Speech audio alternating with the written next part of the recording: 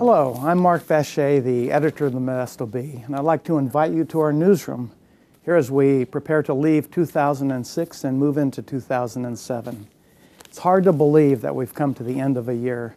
It seems like just yesterday that we were starting 2006. In fact, I was looking at the first paper that we put out 365 days ago. On the front page, we told you about a wicked storm that was walloping Northern California. We told you about the 2,178th death in Iraq, and we told you about Fresno State losing a football game in the Liberty Bowl. We know since then, we've put out a lot of news and a lot of information. We printed more than 24,000 pages during 2006, and on behalf of the men and the women of the Modesto Bee, I want to thank you for having turned to us both in print in the Modesto Bee and here online at Mod Bee for all your news and information. We hope that the reports that we gave you were relevant and timely and useful, and that they helped you understand things. They helped you make decisions, whether they're small decisions in your life or whether they're important decisions that you made as part of our democratic process.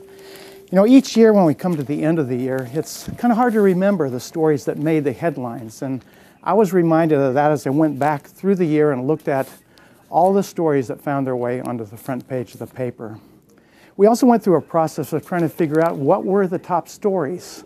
We looked at wire service stories that come from the Associated Press, and we also looked at all of the local stories that our reporters here at the Modesto Bee have done during the year.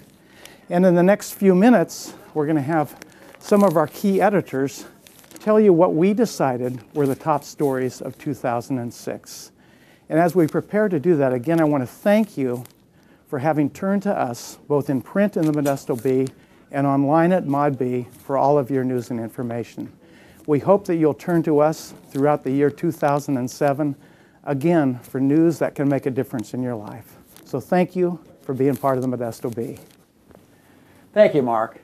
I'm Managing Editor Dan Day, and here, as chosen by editors of the Modesto Bee, are the top stories of 2006.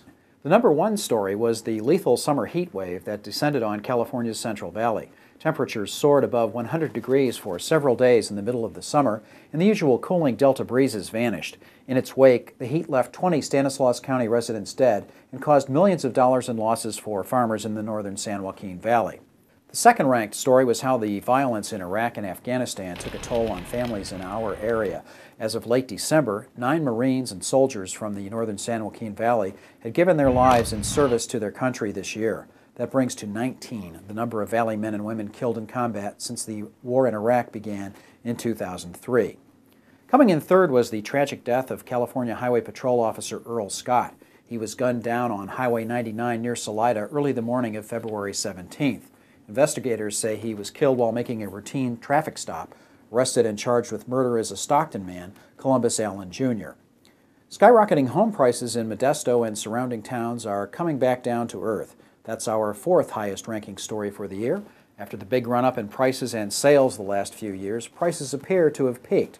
They have actually dropped a bit in recent months.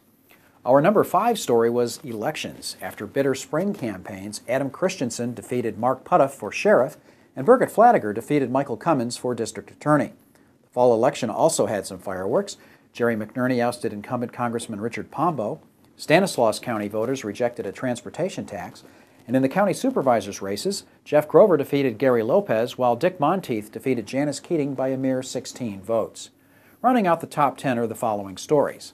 Number 6, the corruption trial of former Modesto Mayor Carmen Sabatino ended in a hung jury, and the DA decided not to retry him.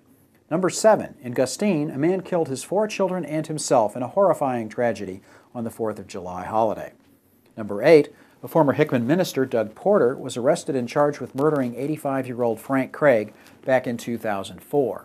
Number 9, former Dream Life executive Tony Danilou pleaded guilty in federal court to 122 counts of fraud.